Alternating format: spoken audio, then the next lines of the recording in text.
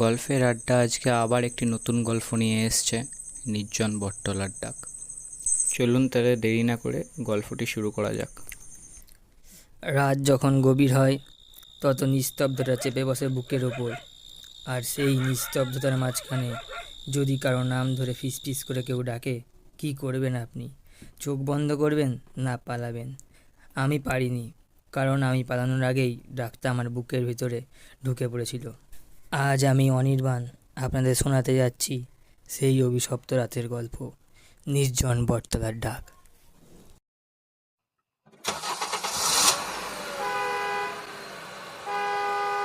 বছর 3 আগে আগস্ট মাস। শহরের বৃষ্টি আর ট্রাফিক থেকে একটু রেহাই নিতে আমি আর আমার কলেজ বন্ধু সৌম্য প্ল্যান করলাম গ্রামে যাওয়ার। গ্রামের সৌম্যর মামার বাড়ি চণ্ডীপুর, দক্ষিণবঙ্গের এক কোণে, জঙ্গল আর কুয়াশায় মোড়া একটা জায়গা। ভয় পাস না তো, এই গ্রাম টেরাম ভূতটুত। তুই জানিস আমি সব কিছু সিরিয়াসলি নিই, সব কিছু যুক্তি দিয়ে ব্যাখ্যা হয় না, কিন্তু অনুভবের ব্যাপার। এখানে তোর সাথে আমার পার্থক্য, আমি না দেখে বিশ্বাস করি না। চণ্ডীপুর গ্রামের প্রবেশপথে আমাদের অপেক্ষা করছিলেন বাদল কাকা, সৌম্যর মামার পুরনো কর্মচারী। বয়স 75-এর কাছাকাছি, চোখ জোড়া অদ্ভুত, যেন সব কিছুই আগে থেকে জেনে ফেলে।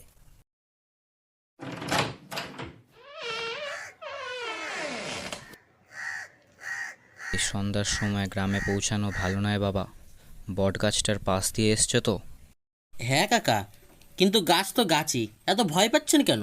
সব গাছ একরকম নয়, কেউ কেউ নিঃশ্বাস নেয়, কাউকে কেউ ডাকে, আর সে ডাক ফেলতে নেই।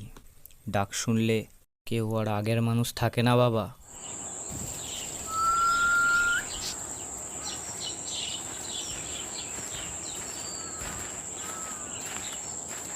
সন্ধ্যা নামার আগেই কৌতূহলে আমরা রওনা দিলাম সেই বট গাছের দিকে। বাদল কাকা বারবার বারণ করলেও সৌম্য তো আর থামার পাত্র নয়। হেডফোনে গান চালিয়ে হাটে টর্চ নিয়ে এগিয়ে গেল সে। এই দেখ, ভয় পেও না, কিছু নেই। অনির্বাণ, অনির্বাণ আয়। আমি দাঁড়িয়ে পড়লাম, কান পরিষ্কার করে শুনলাম কেউ ডাকছে আমাকে। সেই ডাক বাতাস ছুঁয়ে নয়, মাথার ভিতর ঢুকে আসছে। অনির্বাণ, একবার নয়, বারবার।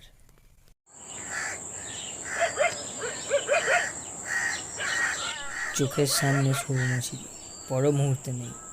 তার মোবাইলে আলো নেই, কোথাও নেই কোনো চিহ্ন। কিন্তু চিৎকার করে আমি ডাকলাম, সৌম্য, সৌম্য, কিন্তু সৌম্য কোনো সাড়া নেই। বাতাস ভারী হয়ে গেল। আমি সম্পূর্ণ একা পড়ে গেলাম।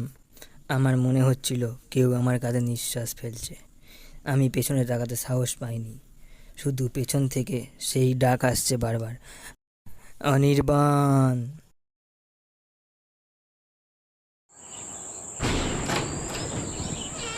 রাত প্রায় 1টা, সৌম্য নিখোঁজ। আমিও ঘরে ফিরছি ভয়ে, কিন্তু চোখে ঘুম নেই। এক অদৃশ্য আতঙ্ক আমাকে চেপে ধরেছে। হঠাৎ দরজায় টোকা, আমি খুলতেই বাদল কাকা দাঁড়িয়ে। কাকা, সৌম্য, ও নেই। বলছিলাম না বাবা, সন্ধ্যাবেলার দিকে বটতলার দিকে যাস না, কিন্তু কেউ মানে না। আমি বুঝতে পারছিলাম কাকা কিছু জানেন, কিন্তু এমন যা তিনি মুখে আনতে চান না। কিন্তু এখন আর চাপা দেওয়া যাচ্ছে না। কাকা ধীরে ধীরে বলতে শুরু করলেন তার গল্প। ফ্ল্যাশব্যাক 1971 সালে বটতলা।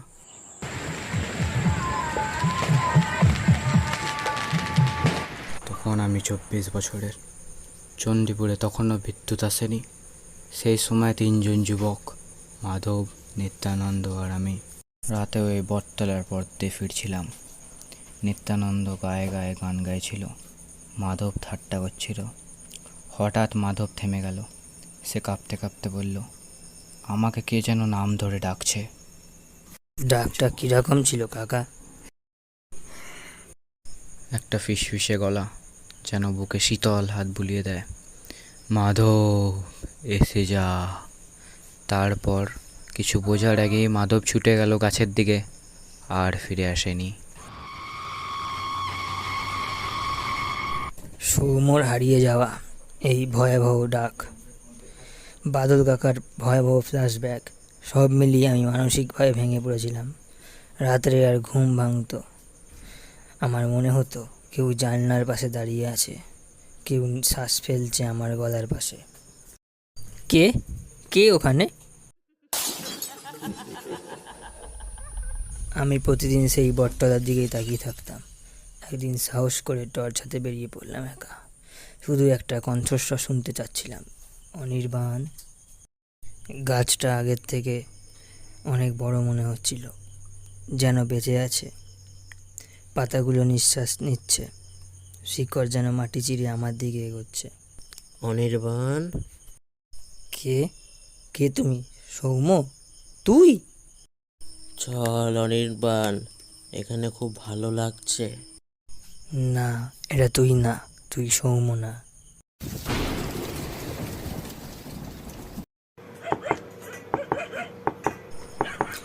রাত তখন শেষ হয়নি। আমি বিছানায় বসে কাঁপছিলাম। ঠিক তখনই ধীরে ধীরে টোকা পড়ল দরজায়। টোকা নয়, যেন আঁচড়। ঠক ঠক ঠক।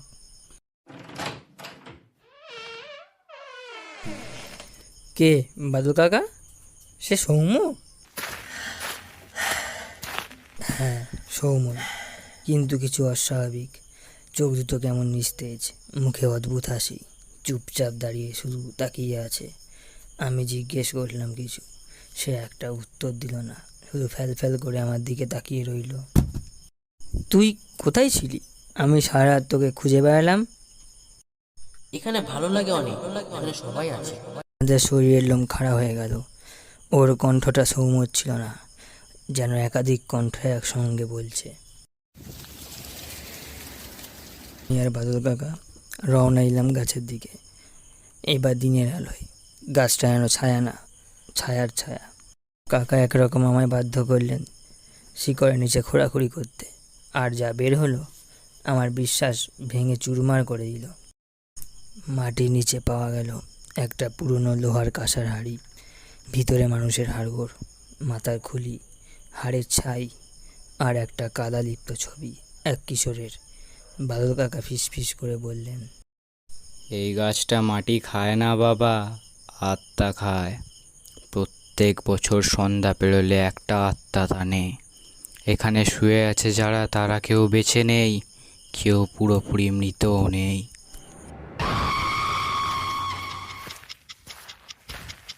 রাতের দিকে সৌম্য একা একা গুনগুন করে কী সব বলছিল। ও ডাকছে, অনি, যাবি না? এখানে সবাই আছে, সবাই।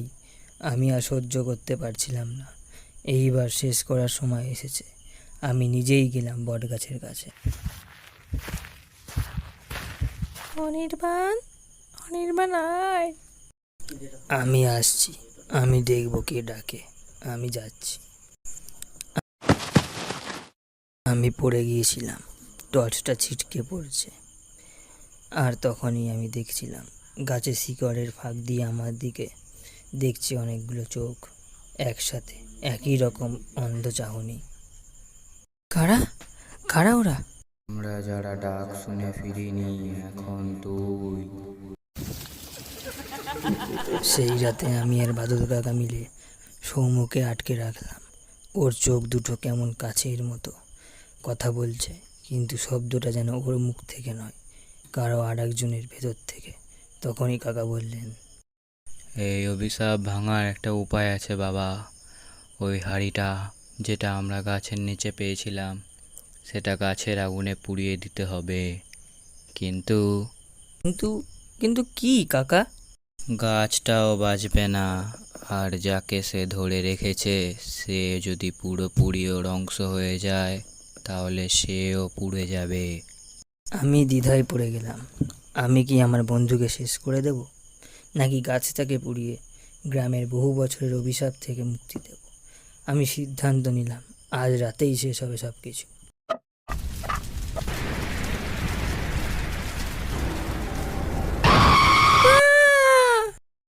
রাত তখন 2:30।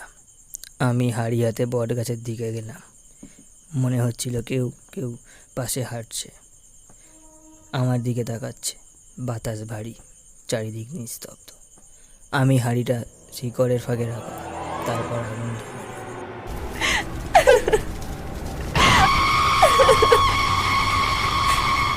আর কেউ ডাকবে না, আর কেউ খাবে না। অনির্বাণ, বাঁচা চাই। গাছের ভেতর থেকে চিৎকার, সৌম্য। টর্চের আলোয় দেখলাম ওর মুখ ঝলসানো, চোখে জল, কিন্তু গলা বলছে, থামিস না অনি, শেষ কর।